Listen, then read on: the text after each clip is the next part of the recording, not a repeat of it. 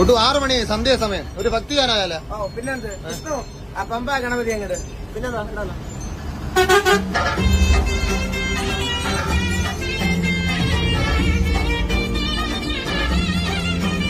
Pamba Ganapathi പാരിന്റെ അധിപതി പമ്പാർന്നുണരണമന്തി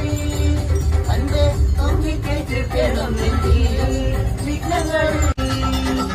Pamba Ganapathi പാരിന്റെ അധിപതി